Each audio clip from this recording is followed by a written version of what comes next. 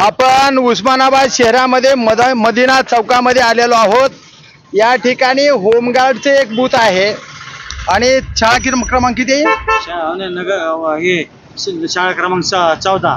शाळा क्रमांक 14 मध्ये एक बूथ आहे आणि किमान 2-4 बूथ 327 ते 337 बूथवर जे नाव 1500 ते 2000 गायब आहेत असं पब्लिकने या ठिकाणी सांगितलंय। या ठिकाणी जबाबदार असणारे भारतीय नॅशनल काँग्रेस पार्टीचे जिल्हा कार्याध्यक्ष खलील सर या ठिकाणी तात्काळ उपलब्ध झाले आणि म्हणून आज आम्ही त्यांना विचारणार आहेत की बाबा हे नाव गायब झालेत, उद्या नगरपालिकेचं कसं होणार आहे, उद्या आमदारकीचं कसं होणार आहे, या विषयावर हे नाव नेमकं गेले कुठं, गायब का झाले आणि मुस्लिम एरियातलेच गेले अशा पद्धतीचा आरोप इथं एका समाजसेवकाने केला आणि कार्यकर्त्याने सांगितले सर नेमकं ही नावं कुठे गेले? ही सगळी नावं जी आहेत की नगर परिषदेच्या अंतिम यादीमध्ये समाविष्ट आहेत। ही नावं मागील 2 वर्ष तयार केलेल्या अंतिम मतदार यादी विधानसभेच्या 242 विधानसभा मतदारसंघाच्या यादीमध्ये ही नावं आहेत। परंतु लोकसभेच्या यादीच्या अनुषंगाने जर विचार केला तर ही सगळी नावं जी आहेत की मतदार यादीमध्ये तर आहेत, परंतु बऱ्याच नावावरती डिलीट म्हणून असा शिक्का मारला गेलेला आहे एक। आणि दुसरा की कुटुंबाची नावं एका बूथवर, त्यांच्या लेकरांची नावं दुसऱ्या बूथवर, नवऱ्याचं नाव एका बूथवर, त्या बायकोचं नाव तिसऱ्या बूथवर, अशा प्रकारचा सगळा अस्ताव्यस्त गोंधळ करून ठेवलेला आहे या यंत्रणेने। दुसरी महत्त्वाची बाब अशी आहे की जे BLO नेमले सरकारने की त्यांचे पोलचीट वाटप करण्याचे, त्या BLOने पोलचीटच वाटल्या नाहीत, त्याच्यामुळे लोकांपर्यंत त्या पोलचीट पोचल्या नाहीत। त्याच्यामुळे हा मतदानाला येण्याचा म्हणजे लोक येतात बूथवरती पण नाव शोधत राहतात, त्यांना नावच भेटत नाही आणि बरेच लोक ह्या मतदानापासून वंचित राहणार आहेत आणि वंचित राहिल्यामुळे मतदानाचा टक्का घसरणार, नक्कीच घसरणार आहे। सर डिलीट नाव जे लावलेले आहे डिलीट, की डिलीट याचा अर्थ माणूस मयत झालेला असेल किंवा इथून मतदार यादीमधून नाव कमी झालेलं आहे, हे करेक्ट आहे। पण 1,500 ते 2,000 नावं गायब आहेत असं लोकांचं मत आहे। मग गायब आहेत का दुसऱ्या बूथवर ट्रान्सफर झालेत? त्या दुसऱ्या बूथवर जर ट्रान्सफर झाले तर त्याची अधिकृत पोलचिठी मिळालेली नाही, मग हे मतदार या मतदानापासून वंचित राहणार नाहीत का?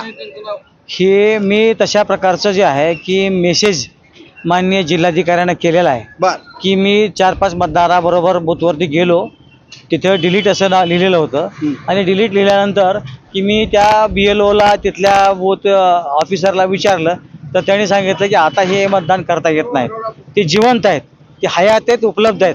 परंतु भारतीय जनता पक्ष, मोदी सरकार आणि मोदी सरकारची जी यंत्रणा आहे, मग ते जिल्हाधिकारी असतील किंवा रिटर्निंग ऑफिसर जे मतदान अधिकारी आहेत, या सगळ्यांनी मिळून हा कुटील डाव रचलेला आहे की जेणेकरून अल्पसंख्याकांची मतं ही भारतीय जनता पक्षाच्या विरोधामध्ये होणार आहेत आणि म्हणून त्यांची नावं असता कामा नये अशा प्रकारची नावं त्यांनी डिलीट करण्याचा घाट घातला। एकीकडे जिल्हाधिकाऱ्यांना देशामध्ये प्रथम क्रमांकाचं पारितोषिक मिळतं की त्यांनी 21 वर्षाच्या म्हणजे 18 वर्षापेक्षा जास्त जे तरुण आहेत त्यांचं कॉलेज फिरून त्यांनी मतदाराची नोंदणी केली, परंतु एकीकडे डिलीटीकरण करण्यात आलं, ते म्हणजे ते वगळण्यात आलेले आहेत। हे अनाकलनीय, हे समजण्याच्या बाहेरची गोष्ट आहे। मग ही निष्क्रिय निवडणूक अधिकाऱ्याचा कारभार वाटतो का तुम्हाला? निष्क्रिय म्हणता येणार नाही याला, हे जाणीवपूर्वक नाव वगळलेले आहेत। हा मुस्लिम समाजाच्या विरुद्ध खेळलेला एक कुटील डाव आहे असं माझं स्पष्ट आरोप आहे आणि हे तात्काळ जर पुन्हा या लोकांची नावं नाही घातली तर त्याच्या विरोधामध्ये आम्ही नंतर आंदोलन केल्याशिवाय राहणार नाही, अशा प्रकारचा माझा मतदार, एक सुजाण मतदार म्हणून, एक नागरिक म्हणून, या भागाचा प्रतिनिधी म्हणून माझा त्यांना इशारा आहे। आता मुस्लिम बांधवांना ज्या उमेदवाराला निवडून द्यायचं आहे त्याचाच टक्केवारी किमान 1,500 ते 2,000 कमी होणार आहे आणि ह्याच्यात जर काय दगाफटका झाला तर नेमकं तुम्ही काय करणार?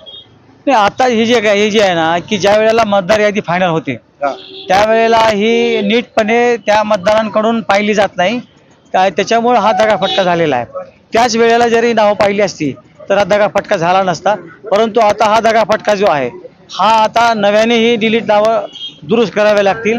ज्यांची नावं ओळखपत्र आहेत व ज्यांची नावं कटले त्यांचंही पुन्हा रजिस्ट्रेशन करावं लागेल नव्याने आणि मग त्यांची नावं आली की नाही नंतर ते खात्री करून पण आज लोकसभेच्या मतदारापासून ते वंचित राहिले, याच्याबद्दल तुमची नॅशनल काँग्रेस पार्टी काय करणार आणि नेमका अधिकाऱ्याला काय सांगणार? मी आता याच्या विरोधामध्ये इलेक्शन कमिशन ऑफ इंडिया यांच्याकडे तक्रार दाखल करू की अशा प्रकारच्या ज्या चुका झालेल्या आहेत या जाणीवपूर्वक केल्या गेलेल्या आहेत. याच्यामुळं लोकांना ह्या लोकशाहीच्या उत्सवापासून वंचित राहावं लागायला लागलंय आणि दुसरं म्हणजे त्यांना इच्छित असलेल्या उमेदवाराला त्यांना मतदान करता येईना. ही एक मोठी शोकांतिका आहे. आम्ही इलेक्शन कमिशन ऑफ इंडियाकडे तक्रार दाखल करू काँग्रेस कमिटीच्या वतीने. तर हे आहेत खलील सय्यद सर, ते भारतीय नॅशनल काँग्रेस पार्टीचे उस्मानाबाद जिल्हा कार्याध्यक्ष आहेत. जर याच्यात चांगल्या पद्धतीनं काम नाही झालं तर निश्चितच आम्ही याच्या बाबतीमध्ये न्यायालयात दाद मागणार आहेत अशा पद्धतीनं त्यांनी सांगितलेलं आहे. पण आज मात्र 1,500 ते 2,000 लोक लोकसभेच्या मतदानापासून वंचित राहिलेत हे मात्र निश्चित. आता ह्या कारभारामध्ये घाळ कारभार केलाय निवडणूक अधिकाऱ्याने असं त्यांचं मत आहे. त्यांनी जाणीवपूर्वक केलंय असं त्यांचं मत नाही, पण अधिकाऱ्याने जाणीवपूर्वक केलं, मुसलमानाला जाणीवपूर्वक वगळण्याचं काम केलं असा त्यांचा आरोप आहे. तर पाहूया येणाऱ्या काळामध्ये सय्यद खलील सर काय निवडणूक अधिकाऱ्यांना सबब देतात आणि काय न्याय मागतात ती येणाऱ्या काळातच. मी प्रभाकर लोंढे, यूट्यूब चॅनल संपादक खडतर प्रवास या चॅनलला सबस्क्राईब करा, लाईक करा, शेअर करा. धन्यवाद उस्मानाबादकर, धन्यवाद धाराशिवकर.